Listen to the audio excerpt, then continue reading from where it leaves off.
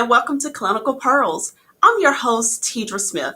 You can join our discussion today by typing your questions into the chat box. We will answer as many questions as we can during our 30-minute segment.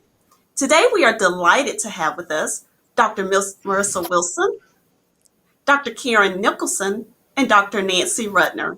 Welcome. I want to begin our conversation by having each of you introduce yourselves, beginning with Dr. Wilson.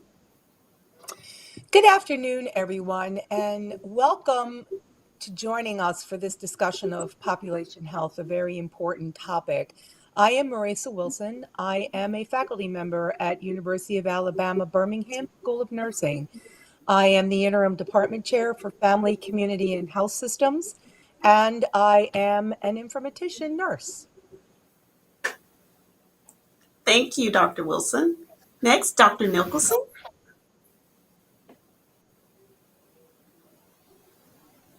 Dr. Nicholson, will you introduce yourself? Seems like we may be having some technical difficulties with Dr. Nicholson. I'm going to call on Dr. Rudner. Hi, thank you. My name is Nancy Rudner. I'm here on the faculty at the University of Alabama in Birmingham, and I teach in the area of population health. I'm also a nurse practitioner and a nurse, and have worked in a wide range of population health initiatives. I'm delighted to talk with you today about population health and the exciting future ahead for our profession. Thank you, Dr. Rudner. Dr. Nicholson, can you hear us now? Okay, we'll begin the conversation and maybe we can get Dr. Nicholson joined back in. Dr. Wilson, I want to begin with you, and I want to begin by understanding what is population health and how has it evolved in the United States? Sure. Population health can be very misunderstood by many people. Let's think about sort of our three tiers that we are used to seeing. First, we have the medical model, which we all know about. That's very individualistic, focused on diagnosis, treatment, medical intervention, mostly private interactions with some public. Then we have public health, often confused with population health, which is focused on population and disease prevention and interventions, but tends to be very governmental focused. We see this now with COVID. And then lastly, we have population health, which is focused on particular communities or sub-communities and is used to improve health outcomes. Kindig and Stoddard define population health as an approach that focuses on interrelated conditions and factors that influence the health of populations over the life course. It identifies systematic variations in patterns of occurrence and applies resulting knowledge to develop and implement policies and actions to improve health. How has it evolved? Well, as you can see, that was in front of you, we had a silo era where, again, we were very focused on illness, germs, sickness. We had our episodic care, our short-term care. We basically went to the physicians or provider for our care.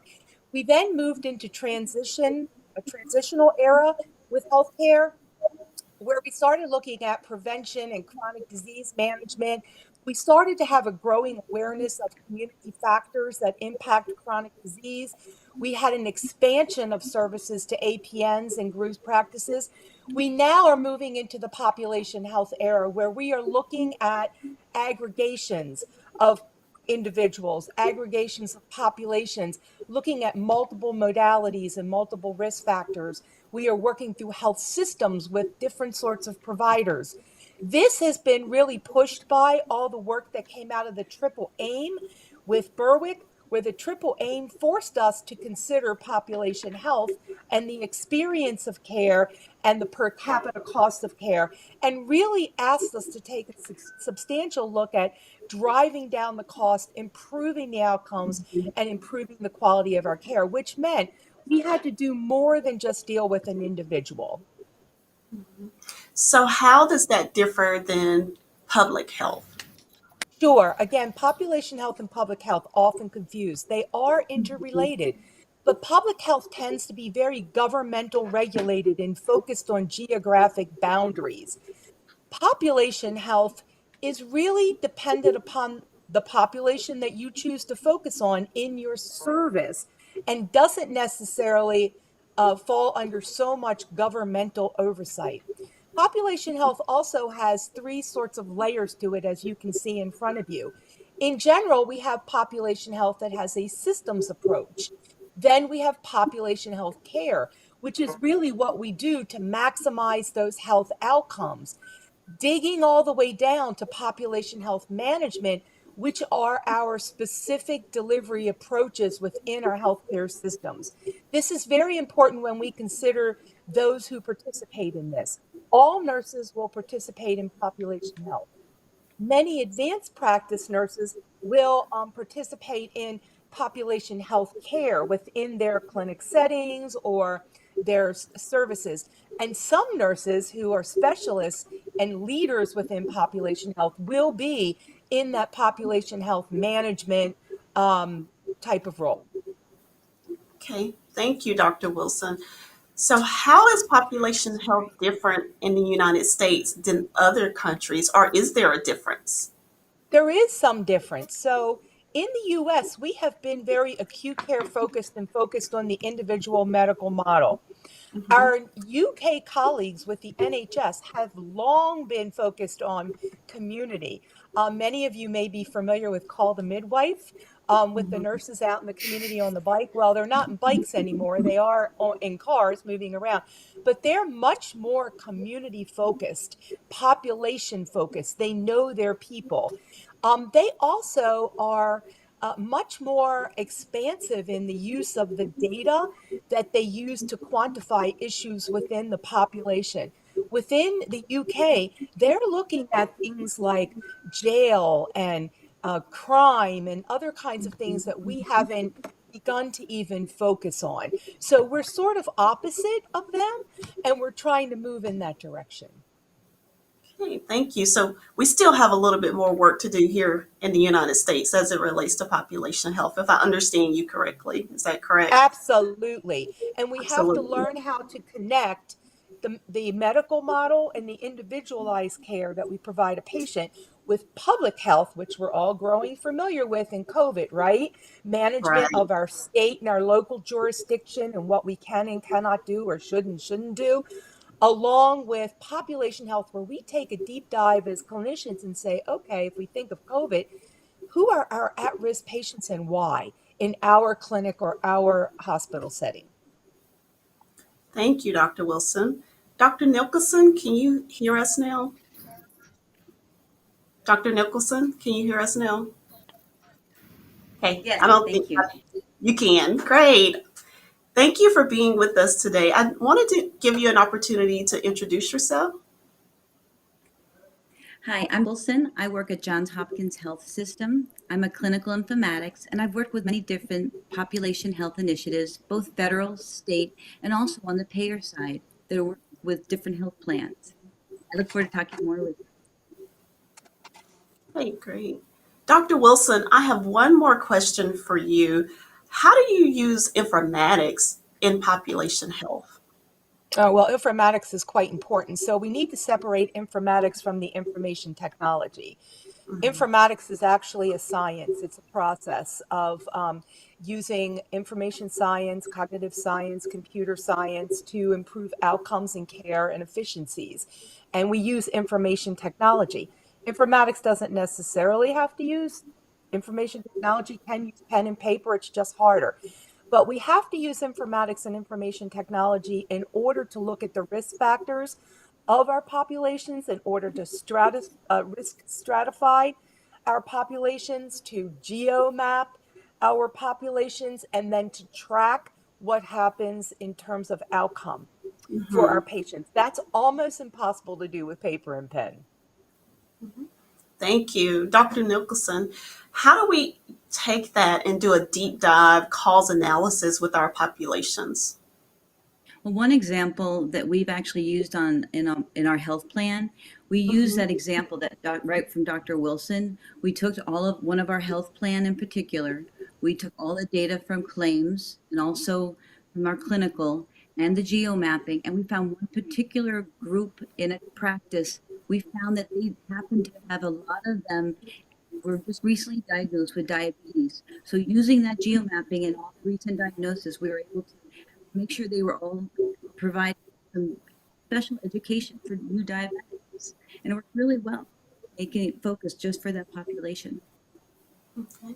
Were you able to identify risk factors by doing the Yeah, cause definitely. analysis? Yeah, Okay. because we identified that they were all diabetic. It worked very well. Right. Thank you. Thank you for that example. Dr. Rutner, how do nurses address these risk factors that they may identify with their specific population? Well, identification is one very important step, and we get so caught up in the one-on-one care, but you have to step back and say, what am I seeing? For example, as a nurse practitioner, so many of my patients are not able to follow um, healthy eating that would help with their diabetes. Well, I got to dig down deeper. What is it? Are those foods available? Maybe I need to work in collaboration with other organizations to have a farmers market or a food pantry. Or if my patients are missing appointments, I got to step back a look and say, what's going on here? Dig deeper. Well, if we can provide transportation, that would make that a lot easier. So it goes back to this slide of what determines our health. Remember that healthcare is only 10%. If we're really concerned about keeping people healthy, we've got to deal with the other 90%. Well, the genetics, well, that's a little more limited, but there's so much we can do with the social environment. We try to address the behaviors, but the behaviors are affected by the social environment. Um, the other thing we can look at is the housing for our patients. A nurse practitioner who was seeing a lot of children with roaches in their ear became an advocate, went to court and testified to have the building codes enforced. Those are the factors that can make a difference in the outcomes of a population. But if you're only looking one on one, treating that one patient, you miss the bigger picture and you miss the opportunity to really influence some of the other factors. Another area where nurses can impact population health is if you see a lot of variation in practice, there may be opportunities for improvement there. Because when the data show you variations, they show you at a population level, it's showing you opportunities for improvement. What practical tips could you give a practitioner? I know as a nurse practitioner, we're seeing multiple patients back to back, hardly any time to stop and take a break. How do you help these patients? We identify all of these issues, but we don't often feel like we have time to address those issues. So, what are some practical steps you could give us today? Right, because sometimes it's like Lucy in the chocolate factory, and the chocolates just keep coming, and there's no time to catch up. We do have to step back and look. One thing is to recognize we don't have to do it ourselves. You have to identify, we provide the insight that we get, the information that we get. We connect our patients with resources. We collaborate. We advocate. So that's part. But also, there are multiple roles for nurses and nurse practitioners. And we're going to see more roles for nurses and nurse practitioners in working in population health, where you combine your clinical expertise with your population health expertise to really take a systems approach to these issues. Thank you. Thank you, Dr. Rutner. Dr. Nicholson, you mentioned that you were working as a leader in your healthcare system.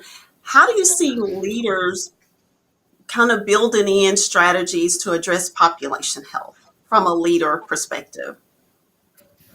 I would definitely say I have a different insight into that right now because I recently finished my doctorate of nursing practice project, and it was about nursing competencies in population health leadership. And just deep diving in that, it's very clear that we as nurses we are set for this. We have been leaders in understanding the population and focusing on each different community and how we can support them.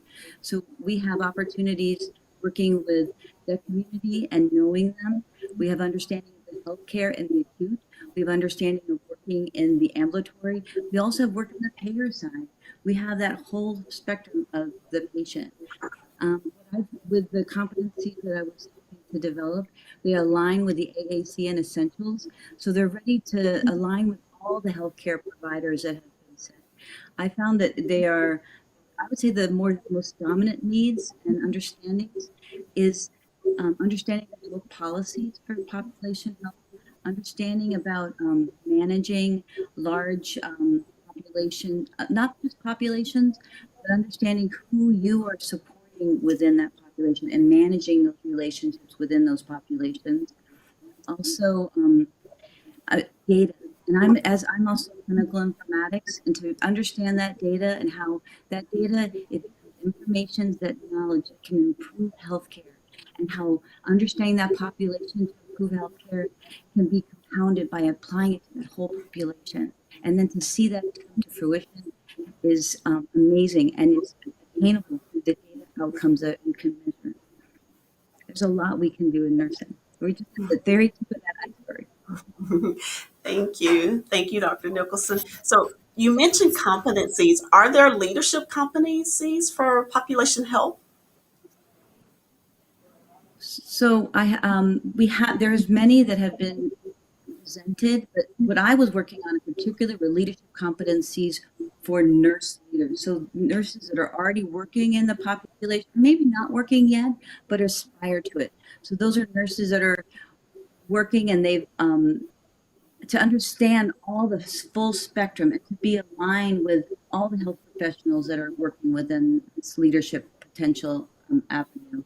So what we found with this is that there is a need. We are here, and we are forefront and trusted population. There's the nursing population is the largest health professional out there, and we are available, and we are at the table for this. Thank you. Thank you so much. Dr. Wilson, we have a question from the audience, and I think you may be able to address this for me. How can nurses prepare to work in population health? Well, it's not necessarily a new role, but it is a role that is becoming more clearly defined. In addition, nursing participation in the management of population health is going to be an expected competency within the re-envisioned AACN essentials for all nurses. So let's take nurses at different levels. We have our entry to practice nurses who are working at the bedside. We have our advanced nurses who may be nurse practitioners or nurse leaders, graduate prepared. And then we have what we want to prepare, who are nurse leaders with a population health management focus. Remember that initial triangle I showed you with population health care, population health management, each one getting a little more defined.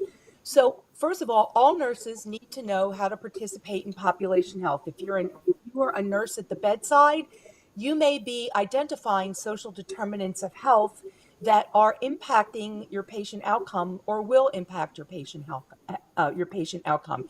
If you are a nurse practitioner, you may be working with groups of patients, and you may realize, I am dealing with diabetics, or I am dealing with patients with COPD, or whatever their predominant health issue is in your clinic or your setting. And this condition is being exacerbated by certain factors where they live, work, pray, and interact every day. You may then want to then go in and look at, where can I send my patients? What can I do to refer them to proper resources beyond myself? And then lastly, we are creating roles for nurses in very high level leadership in population health management. These are nurse leaders who will go out and go into the community, form those collaborations, develop those connections, develop those networks so that you can refer your patient to them. So right now, there are roles for nurses in both acute care settings, ambulatory settings, third-party payer settings, community-based settings. They may not be very well defined, but they are there. And we are looking to prepare an army of nurses who can do this better, both at the nurse education level for all nurses, as well as the specialization level. Thank you for that great explanation, Dr. Wilson. Dr. Nicholson, I have another question for you. What are the payment arrangements or financial resources that's available to help us achieve these population health goals? So the financial reimbursement is directly related to the initiative that the population health initiative is based on. So, for example, one of the programs that I have worked with directly is from CMS, and CMS has some amazing um, reform available through their innovations. And through Maryland, we're working on one called the Total Cost of Care. In particular, we are working in this called MDPCP, which stands for Maryland Primary Care Collaborative. And what that initiative is, our providers are actually getting financial payment back from CMS, and they are aligning with Maryland's health department and the HSCRC, which is another funding source in Maryland only, that they're getting payment for quality of care. And that what's unique in this quality of care, the payers, the providers are getting reimbursement are not, we think of providers, I would have to say, I hate to say this, but traditional sense, providers are nurse practitioner providers. They are getting provider reimbursement based on the NPI. As nurse practitioners, we are getting reimbursement for quality of care, in other words. So I'm delighted about that one initiative. Now, CMS has many type of initiatives that are available for population health. That's just one example. Another example that we get reimbursement for as value-based care is through the payer population I've supported. So that is directly related. In Maryland, we have another one through a Medicaid product where there is quality initiative that encourages that all the payers get their patients members, they're particularly called, they get the flu vaccine, they make sure they're diabetic, they have particular quality measures performed on that patient, and then that population and that payer receives financial gain. So there's a lot of initiatives it's like a win-win actually. If those members receive all those, let's say a diabetic actually will get their A1C, and they'll get a checkup from their doctor, and they have flu shot and they've actually taken their medicines because we can tell by claims. We'll submit that and show that's happened, and then the patient will be healthier. There'll be quality incentives and there'll be financial gain for the insurance. So it's actually a win-win, and everyone supports that population, and it works financially very well for that the payer and also for the patient. So it works wonderful that way. Those are two examples about how financially reimbursed for population health. Right. And if I could interject another example here is, and we're seeing more and more capitated arrangements where the provider organization will get a set amount. So the incentive is to keep the patient healthy, whatever it takes. And that's where they really need the skills of nursing to address all those factors, because you make money, it's win-win again. As we just discussed, you make money by keeping people out of the hospital, by keeping them as healthy as possible. And it's only with that powerful data, and I think the examples you just gave of being able to tell if the patients with chronic conditions are taking their medicine. Because if they're not, for example, and the data shows us that, we can work with the patient, we can work with the system. And you have to look and see whether it's a patient issue, a provider issue, or a system issue. It could be the copays for that medication. So it's looking again at the aggregate, which is really part of what nursing has been doing for over 100 years. It's just doing it now. We have so much more skills and more payment arrangements that are looking for the type of skills we have to offer. And if I may interject, if I Go could ahead, Dr. interject Wilson. this, sorry. Um, as you can hear, this isn't a straightforward. The payment model is not straightforward in population health. It's a bit messy. However, we also see some of our big third-party payers who are taking a look at the data of their covered lives, taking United Healthcare as an example, Intermountain Healthcare as an example on the West Coast. They took a look at their covered lives and they realized housing was an issue. They had a lot of their high-risk patients who were high utilizers had no steady housing. They invested in solid housing and placed healthcare advocates within those housing units in order to drive their costs down for their covered lives. So there are various methods for getting payment for population health work. Thank you, Dr. Wilson. You all bring up some great points. Now, I'm a pediatric provider, so I'm just wondering, what does this look like with Medicaid, and what does it look like working with state children-funded insurance plans, and how do you see this specialization in population health with that pediatric population? And Dr. Wilson, do you want to start? Well, I am not necessarily an expert in CHIP. I believe Dr. Nicholson knows a bit more about that, or Dr. Rudner.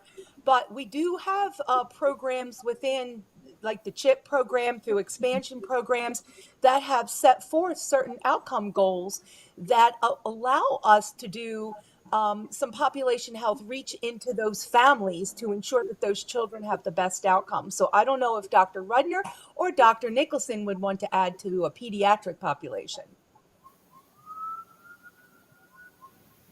Dr. This Karen, I have definitely worked with a program where we were able to support a CHIP program, and it was wonderful that we were able to identify a certain population and it immediately support. It was actually more maternity directed CHIPS patients, and so support them with transition up to 2 years old, and it worked wonderful. It was through CHIPS through Maryland, actually. Thank you. Thank you. Is this the same for those chronic health patients, patients with chronic health conditions? With population health, would you see it working the same? But as long, with the chronic conditions and with pediatrics, it goes back to identifying root causes and addressing the systematic provider issues and patient issues, but looking at the population as an aggregate. So our vision goes, we do a lot of one-on-one care, but in population health, we step back and we look at it as a whole. Thank you. Thank you. Dr. Wilson, how do we look at the outcomes and the follow-up process? What does that look like? Can you give us a little bit of information on that? Sure. So with the outcomes of population health programs, obviously we're looking at improving health metrics for the populations that we've targeted for whatever reason. But we're also looking at things like public policy. How have we influenced that? How have we influenced collaborative programming or programs within the community? Various, food banks, housing, safety, those kinds of programs that are available. How do we connect, coordinate those? So those are the kind of outcomes that we're looking at. We're looking at forming better leadership strategies to improve those safety nets and to drive down those costs. There have been some really interesting things done in several large health systems. In Texas, Park-Lawn has done some very interesting things with their population health program, where they have established within their ambulatory clinics and their acute care setting in this very large hospital system, clinical decision support alerts based on screenings of social determinants of health that then match up through an informatics process and information technology, community-based resources that are specific for that individual who lives in a certain community, has certain demographics and healthcare characteristics, which then will send a referral over to whatever they need, a food bank. But very specifically, let's say it's a food bank, it can be a nutrition prescription per se that sends patients to a food bank with specific needs to be met. So the food bank gets the information, the patient gets the information, the patient goes to the food bank, fulfills that prescription just like you would do with a pharmacy, and that information is routed back to the population health program to know that that full circle is met.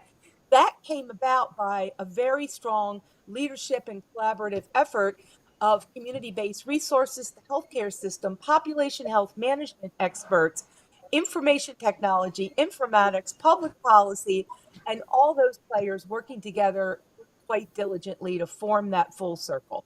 But it's driving down bad health outcomes. Okay. And you mentioned population health management. How is that different than just population health in nursing? So everybody has a role in population health and nursing to some degree or another, from the bedside nurse to the advanced practice nurse.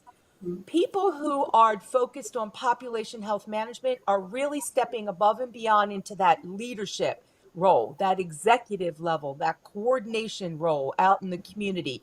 They're the ones who will go out in the community, pull those resources together that a population or populations may need, form those legal collaborations and those networks so that you as a provider who identifies a patient through screening in your clinic as at risk based on social determinants plus their medical conditions and their outcomes, you can refer to that population health management leaders network.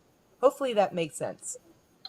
So, would you say it relates to being a case manager inside a healthcare facility? It's just more in the population and the community? Case manager is a role that a population health management leader would interact with because they would be dealing with the patient as they move in and out of different levels of care, correct?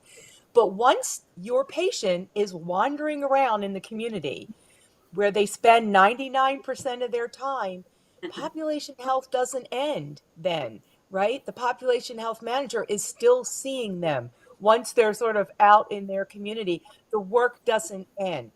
So, yes, a population health leader who is working in that population health management space would coordinate and collaborate with bedside nurses, advanced practice nurses, transitional care case managers, public health leaders. They would coordinate and work with all of those, but they have a very specific role to manage these complex collaborations. Thank you for that great explanation. So, you mentioned AACN essentials earlier, and so I just want to make sure our audience understands what is the role of nursing in population health, and how do you see someone that wants to specialize in population health? What are some tips, strategies for a nurse interested in population health to get involved in it? And Dr. Wilson, I'll go to you first, and then Dr. Rutner, if you would like to add anything. Sure. Well, all academic nursing schools, for the most part, are under AACN. They're American Association of Colleges of Nursing Schools, as UAB School of Nursing is.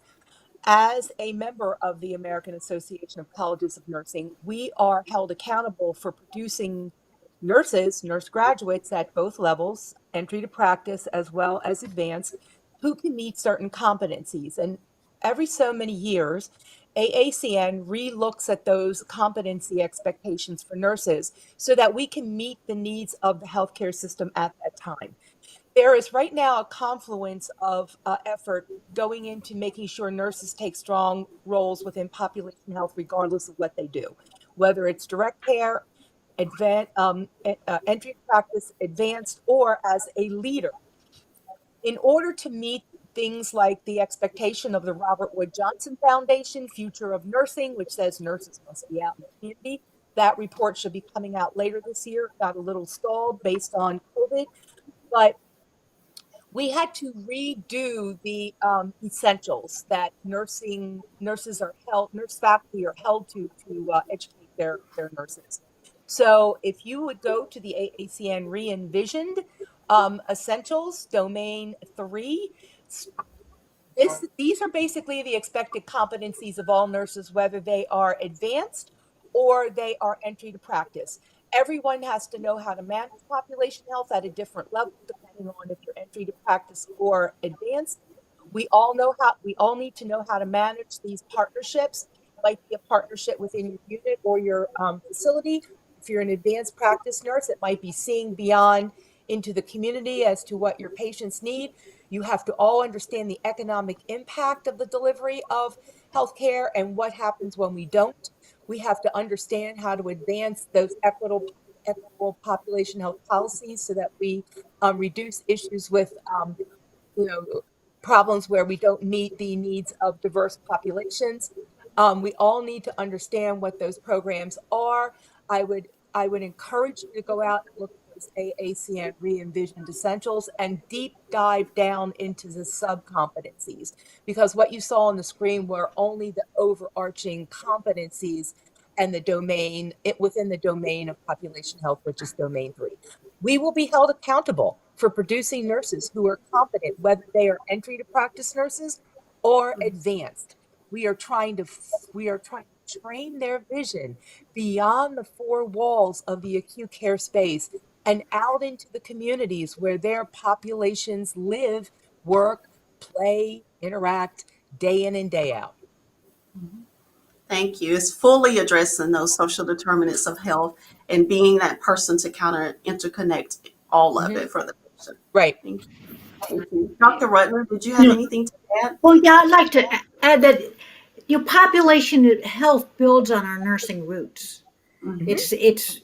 It's re-envisioned. It's bringing back our roots. But if you look at the history of nursing, for example, when you look at Lillian Wald, who really pioneered public health nursing, she looked at the community, she looked at the needs, and looked at the overall structure, and she did population health. Right.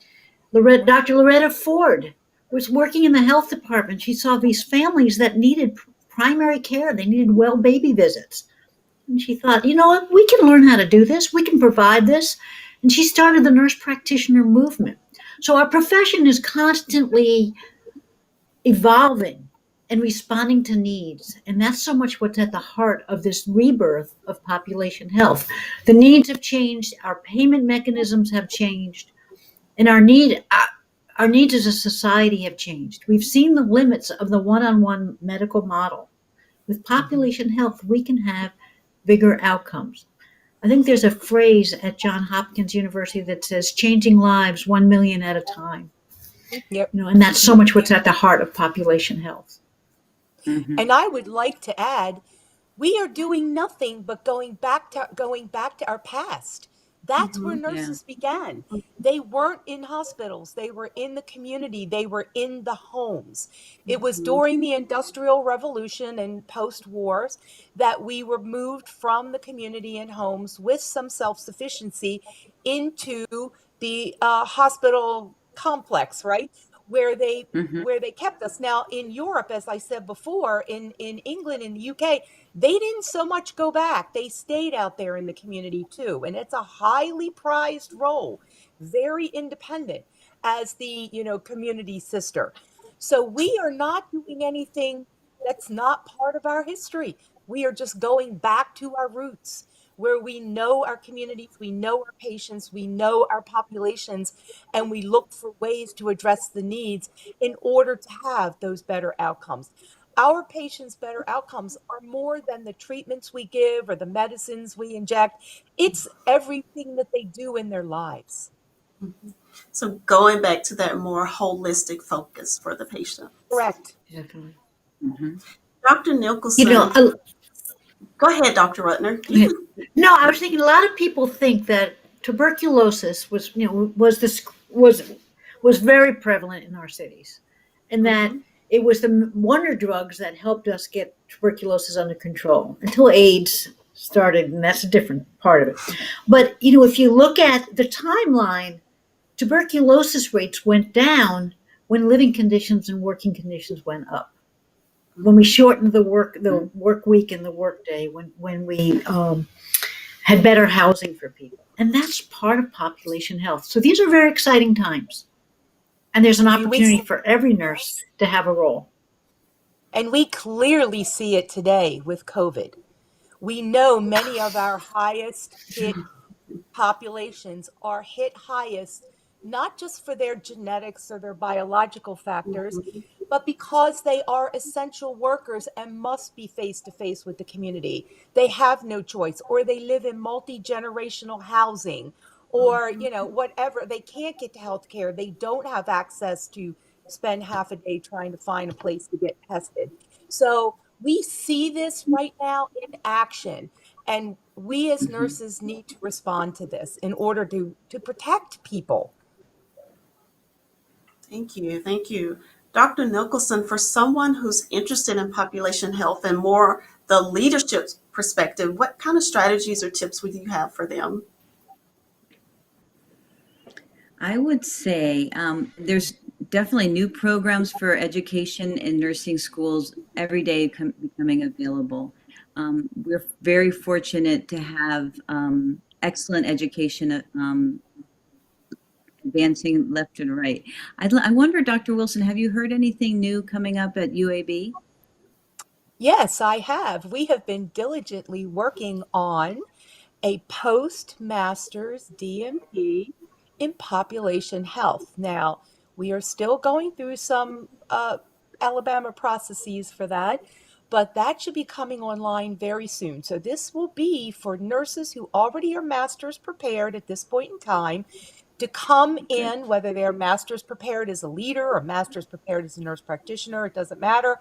They will be able to enter this program and get much more refined leadership, sort of executive type leadership, along with the mechanisms of population health, so they can go out in those communities, form those collaborations, form those networks, look at the epidemiology of the issues surrounding patients and populations, and make a difference. So we're very excited. If you're interested in that, stay tuned at UAB School of Nursing for our postmaster's DMP specialty. Thank you. Dr. Nicholson, I know you just completed a DMP study related to population health. Can you expound on that a little bit for us? Yeah, I was delighted to be able to actually send out a survey to population health nurse leaders and really review competencies based on the AAC. And it was just humbling actually to hear their responses. And I would say what echoes what we've heard today, the holistic care, the understanding about the community, how we can outreach to everybody, how can we include e- equality of care, how can we reach out to all the various communities, how can we really employ the clinical nursing expertise to really make sure that care continuum includes preventive, health promotion, health maintenance, acute and chronic, all that management, all those nuances of nursing that we truly know it in our heart, that we are trained from beginning to end, but are also within that. It's like key to that leadership. Then the really the competencies expanded more than the need within population health. Um, about really understanding the different policies and how we as the leaders can really have that a deep understanding of whatever initiative you'll be supporting with population health to really help either understand that particular population, make those relationships. That relationship management is really key to expanding on population health even more, to understanding the nuances within the different population. I'd say that different community, every community has a need that we need to understand and respect. And that was a big understanding that I found as well. Really understand and respect the population. Another finding I'd say was understanding the data. You don't need to be able to be an expert in pulling the data, but to really understand the data. And it's not data until you take that clinical eye that we as clinicians are so privy to understand.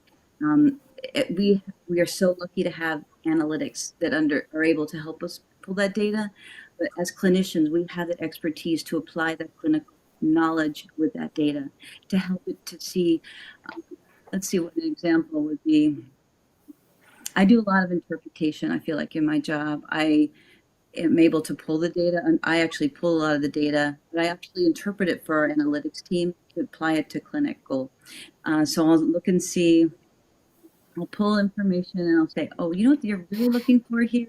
You're seeing that right now, I just pulled, for example, I just pulled this for a case manager report. It showed that this particular care manager was not always contacting this patient, and we could usually tell by the contacts. It was clear that for this acute patient, I would say that 15 chronic, and this is very typical actually with our caseloads, they have between 10 to 15 comorbidities. A lot of medications, a lot of managing. You would expect contacts would be more than once a month for a patient with that level of comorbidities. So we really had to reflect on the needs of that particular patient. That patient needed some more interaction, for example. So we are very clear that this patient needs more interaction. What's really going on here for that patient? Thank you. Thank you for that example, Dr. Nicholson. It looks like we're almost out of time, but I want to have Dr. Wilson, if you could, or Dr. Rutner address what are some resources for someone who wants to learn more about population health? Sure, I will let Dr. Rudner has some wonderful resources there. Mhm. Well, there are some good, really good websites that have information. The Robert Wood Johnson Foundation, if you go to their website, rwjf.org, and they're really fully behind this role for nursing. And they also have, their initiative has been creating a culture of health, which is all about population health. Another resource is the Campaign to Champion Nursing, which is a partnership with the AARP. And they also have some great resources to see where you can read more about population health and the role of nursing. So I think those are two very good places to start. I will add, Anything written by Dr. Kendig and Stoddard, who some have started talking about population health, was it 10, 20, 30 years ago? There's a classic article, I think it's in the Journal of Public Health, on what is called What is Population Health? That's also a great start. I will add, everyone should pay attention in this later spring of this year to the Future of Nursing 2020-2030, which is that collaborative effort between Robert Wood Johnson and funded by the AARP Foundation, many nurses, other professionals on there. But there is a huge emphasis on population health.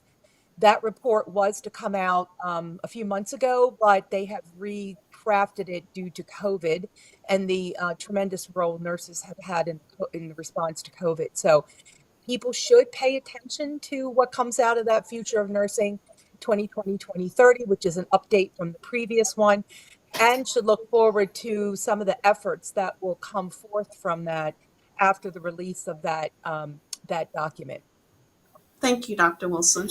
And we have time for each of you to give us one takeaway, and I'll begin with you, Dr. Wilson. Again, population health is not new. We are going back to our roots. There is a role for every nurse, whether you're an entry to practice nurse at the bedside, a practicing RN, an advanced practice nurse, a nurse leader, or a person who specializes in population health.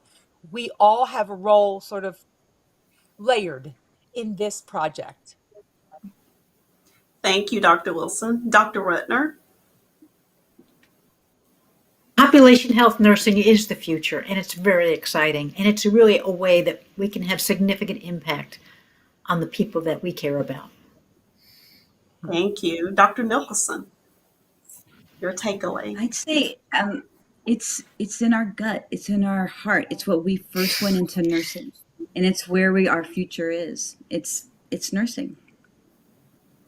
Thank you. Thank you so much. This was such a great discussion on population health. And thank you all for being with us. And thanks to you for all watching today and enjoying Clinical Pearls with us. And we'll see you next time on Clinical Pearls. If you liked this video, please remember to like and subscribe and click the bell icon to get instant notifications when we release new videos. Thanks for watching.